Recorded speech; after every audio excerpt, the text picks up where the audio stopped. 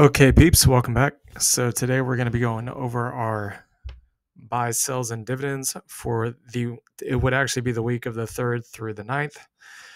But we got to get this video out ahead of time because we got stuff to do tomorrow. And we did not cover the 1st and 2nd of this month because we did not do one of these videos for last week because we had our monthly. So anyways, with that being said, let's get it. So this video is going to be for the 1st through the 8th, not the 3rd through the 8th, or 1st through the 9th, I should say. So let's go ahead and get into the details here. So we have not received our yield max dividends yet on M1 or on Webull because it usually takes a day on M1 and maybe a day or two on Webull. Keep in mind the payment date was today and tomorrow is Saturday. Tomorrow's the weekend. So just understand that there's a delay on that. We are going to receive it. It just hasn't shown up yet, but we did the math on it. So on M1, our total will be $286.36. Part of that comes from these 4 positions here, but most of it's from the yield max ETFs and Defiance ETFs. So 4 cents on PFLT, 603 on Enbridge, 1742 on PDI. This is a closed-end fund. And $15.73 from Defiance's Triple QY. If we actually go into the holdings here, this would be a much easier way to see it. This kind of shows you guys an overall graph of our holdings. It says that all of these are in the negative with the exception of a few. That's actually not true because it's not accounting for dividends. When we go into the portfolio at a later point in time, we'll show you guys what we mean. Roughly about half of these are actually in profit because again, if you're in a drawdown, but you receive dividends, if the dividends are greater than the drawdown, your total return is technically positive. So this only accounts for the realized or unrealized gains and losses. Like this 4,300 on Tesla, I can tell you that's not accurate. We're only unrealized loss down about $2,100 because the dividends are not being accounted for. So anyways, the positions that we added to this month in this out of some of the profits that we took was, I believe, EFC, PDI, added a little bit to RA and a little bit more to RIV. And I'm trying to think of anything else we might have added to. I think that's pretty much it as of now. Our main focus has really been on Robinhood, not so much on M1. So that covers Robinhood. We're going to go now over to the Grayscale Trusts. So as you guys can see, we actually added a new position. This is the ETH Classic Grayscale Trust. We think that this one's still relatively cheap. There's a couple other reasons why we bought this one. The second reason is because ETH Classic is an oscillator to Ethereum, kind of how Litecoin is an oscillator to Bitcoin. So when Ethereum pops off, shortly thereafter, ETH Classic will pop off, and Ethereum hasn't even snapped its all-time highs yet. So as you guys can imagine, once Ethereum tops out or is going up, this trust is going to go up with it. Okay. So this will basically ride off the back of ETH, whereas ETH Classic would ride off the back of Ethereum, something similar to that. So we got into this one. And we also added another $800 since the start of the month into BCHG. As you guys can see, it's turned out pretty nicely. We're sitting up 115%, so a little more than a 2x on this position. We have not taken profit yet because we think at this point very strongly that Bitcoin and the entire crypto market is literally on the bleeding edge of going into the parabolic phase of the bull run. Okay, it could happen literally any day now. If you guys haven't followed us on X, we've shown you twice now in the last week that Bitcoin's hit a slight new all-time high. This is the reason why we're not selling right now, because we intend to make the big gains. Kind of the reason why we've been scalping before Bitcoin got to its all-time highs is to accumulate more crypto. So we basically take the money that we make on cryptos that are in the money and we buy into more cryptos that are out of the money. And that's kind of how we've been growing our accounts and also our dividend portfolios. But once Bitcoin starts really smashing to 80, 90, 100K, so on, and the rest of the alts, we're basically holding at that point and looking to sell much, much higher than current prices. So you can see LTCN is up 50%. So we could take profit on Monday, but we're probably not going to do that at this point. So you guys can see here the transactions. So we added 800 into BCHG at an average price of $4. That was right before it popped off. I'd say that's a pretty good call on our part. And then ETCG, so basically 43 shares at $18.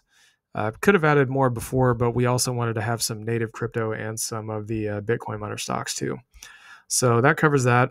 Now let's go to Webull. So if we pop over here to dividends, you guys can see that nothing has popped up or populated, I should say, from the Yield Max ETFs yet for this month. Again, it's because Saturday and Sunday are the next 2 days. Payment date is today, and of course, with this one and M1, it takes a little while for it to process. It's just kind of how it is. But you can see none of our positions have changed other than NVIDIA and SoundHound. We got those out of there. So the dividends for that, when it does come in, is going to be a total of $44.68. Now, if we go into Robinhood, we'll just go ahead and scroll through these real quick. So OARC, you can see here pending, $21.43. Aptly pending, $5.75. Coney was a really big one for us. We got paid massive dividends and also made quite a bit of profit on this position as well since the first of the month. So $129.91 on Coney. GUI, we're still very bullish on GUI. We think this one could actually outperform this year and next year. So $4.85 on GUI. We'll go down to AMZ here. Slight pullback, as you guys can see, but no big deal. That's going to happen. So $7.39 on AMZ. Triple QY, we also got paid from Defiance as well during this time frame between the first and now. So $41.15, as you can see. Keep on scrolling down here.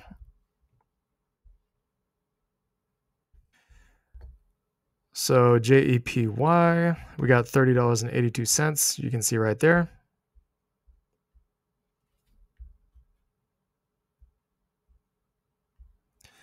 Let's see which one's next. IWMY, this is the Russell 2000 Defiance ETF. So $15.15 from that one, still pretty good if you ask me, considering that the Russell has not even snapped its all-time highs yet. It is the only one of the 4 indexes that is not at all-time highs. So this thing could really have some room to run up when the small caps start really beasting to the upside. So Murni, this is Moderna. We got $18.10 from this one. Let's keep on scrolling down the list here. We'll get more deeper into the crypto in upcoming videos. We're not going to do that today. So SQY, you guys can see here $11.11 on the SQUI ETF. MSTY did not pay any dividends this month. We picked them up in anticipation for next month, although we did make some profits on MSTY this month, so that was nice, and we're also in the money as well. So we'll go over here to NVIDIA. NVIDIA's had a pullback. This is the first time in a long time that NVIDIA has had a pullback. So now might be a good time to buy. Not financial advice, but as soon as the YMAX ex-dividend dates pass, we're kind of thinking we might actually pick up some shares of this. As you can see, it's had a nice juicy drop here. Might be a good time to buy. So $57.78.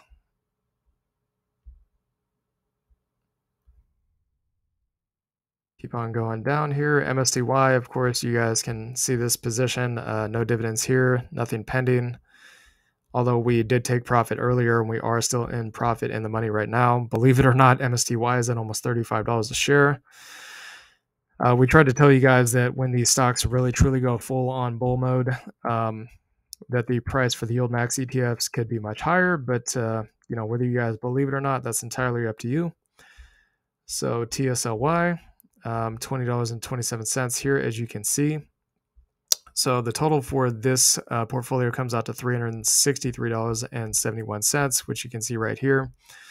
That brings our total dividends for the week to $694.75. So now let's get into the native crypto positions. Let me take a drink real quick.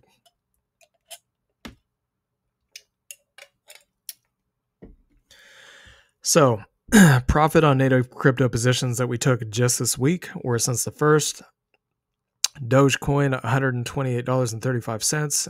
Mana, $88.77. Engine, $172.68. Graph, $60.80. Filecoin, $218.86. Dash, $80.09. SKO, which is scale, $40.15. Shiba Inu, $575.11. Horizon, the actual token, which is ticker symbol ZEN, $52.23. The Crow token, or crypto.com, $149.85. AIOZ, $468.88. Fetch.ai, $223.62. And Render, $163.45. Notice how a lot of those bigger pairs were either meme coins or AI tokens. We told you guys previously these are going to be the two of the biggest narratives in crypto in this bull run. Okay, when it comes to altcoins, the top narrative, in my opinion, is going to be AI. Then it's going to be meme coins. Then it's going to be exchange tokens because of the massive inflows of volume. Okay. And that is reflecting in the amount of money that we made so far. And we're not even in the actual bull run yet. So that total is $2,422.84. Now moving on to the dividend profits. So on M1 Finance, we made $21.45 from RIV, $12.39 from BSTZ, $9.30 from NVDY. This is on M1. And then Coney, $149.30 in profit. NVDY again, but on Robinhood, $31.81. MSTY, $67.80. And AMDY, $7.81. And that comes to a total of $299.86 just on profits from the dividend paying stocks we already get paid dividends on. So in terms of options premiums, we've made just a hideous amount of money this week, okay? So the options premiums that we made this week is $1,113, huge amount of money. So $63 on BTBT on one contract and $1,650 on SoundHound on 3 contracts, which we're going to get into right now. So BTBT, we had this one set out for August, but Bitcoin's about to smash all-time highs. We told you guys basically what we think is going to happen is the Bitcoin miner stocks are going to start moonshotting as soon as Bitcoin starts moonshotting. Okay, when Bitcoin moonshots, these are going to moonshot. That's one of the reasons why we got into these as early as we did, because it's early profit, which we can then rotate into Ethereum and altcoins and so on to really compound the growth here. But we rolled this down and back, okay? So we went from an out of the call or out of the money covered call, which means that the strike price is above the market price, to an in the money covered call, which means the strike price is below the market price. In the money is a little bit more risky, but again, the contract's going to expire in about a week. This is for a $1.50 BTBT, which if we go over to the charts here, as soon as it loads, I don't know why it does this.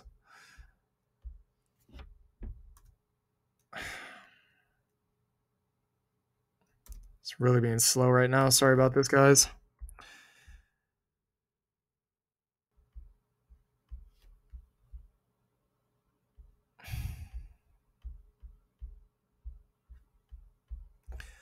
Okay, so $1.50 strike price. As you guys can see, even when it was at these lows here, it never got to $1.50. That's at the bottom of the support. So chances it's going to hit that strike price by next week is pretty slim. Again, when Bitcoin starts ripping to the moon, we want to be out of these options trades, because if we have our strike price above the market price, we could get our shares called away pretty quick, and we don't want to do that because we'd be selling for cheap profit when we could sell for like a 5, 10, 20x. But again, regardless, we're getting $63 in premiums, so not too worried about that. Also, the strike price is $1.50 and our average price is about $3, and we would get $63 in premiums. So the most we would lose is about $90 on 100 shares. Not a big deal because, again, the amount of money, even if we took that loss, the amount of money we're going to make during the bull run is going to far outsize that.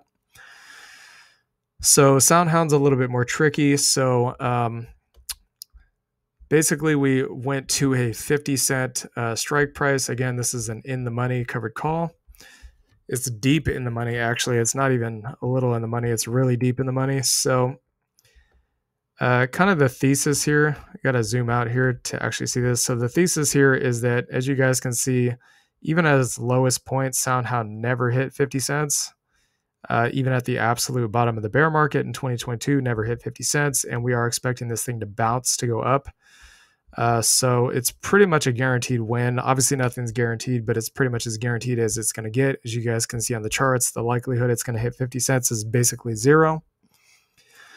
So in exchange for being willing to sell our shares at our average cost is about $5. So for a $4.50 loss per share, which equates to about $1,350.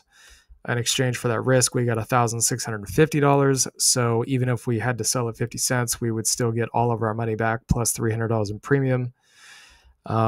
But I don't think that's going to happen with SoundHound. SoundHound is invested in by NVIDIA, as you guys know, which is one of the main reasons we're in this. Plus, it's in AI. So again, $5.50 times 100 shares. That's $550, obviously, because options is in lots of 100 on covered calls. Times 3 is $1,650 in options premium. And again, this is going to expire on the 15th of next month, or of this month, I mean. So a week. Is it going to hit 50 cents in a week? Probably not. So some pretty juicy premiums there. We can go down and take a look at the average cost here. So you guys can see our average cost is about basically about $5, 300 shares. We are actually in profit as well on this. So we got the options premiums, but we're also in the money. But our shares are not going to be freed up until that contract expires worthless. So we'll have to wait. So kind of the game plan here is we anticipate that we'll collect the premium, the contract will expire worthless, and the shares of SoundHound will go up into next week. So SoundHound will go up to like $7, $8, $9. As soon as it hits $10, we're going to write an out of the money covered call at $10 for like a strike price of 14 to eventually sell for a $9 per share profit or thereabouts. So that's kind of what's going on with SoundHound.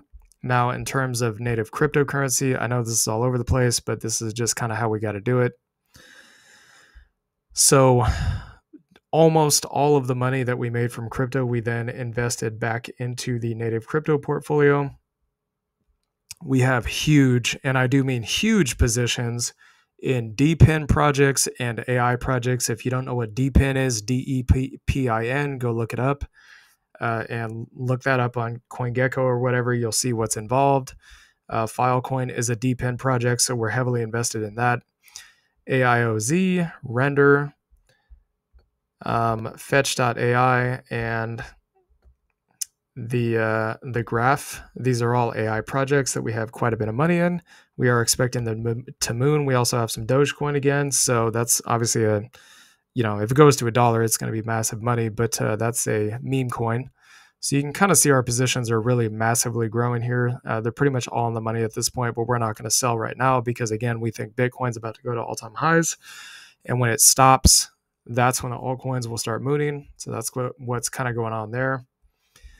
And in terms of the miners, we pretty much took the premium from the miner, or from SoundHound. So that $1,600 that we got from SoundHound in premiums today, we took that and bought another 100 shares of HUD8. As you guys can see here, we have 300 shares. We bought, I think, another 200 shares of BTBT. And we also bought another 10 shares of Coney. So that gives us more dividends and also more crypto exposure. Because if Bitcoin's about ready to pop off to new all-time highs, the miners are most likely going to start snapping straight up with it, and we want to be positioned before that happens. So you can see we're still out of the money on HUD8, so we could still technically buy at a discount right now. So we'll go over to BTBT. You guys can see that we're still down on this as well.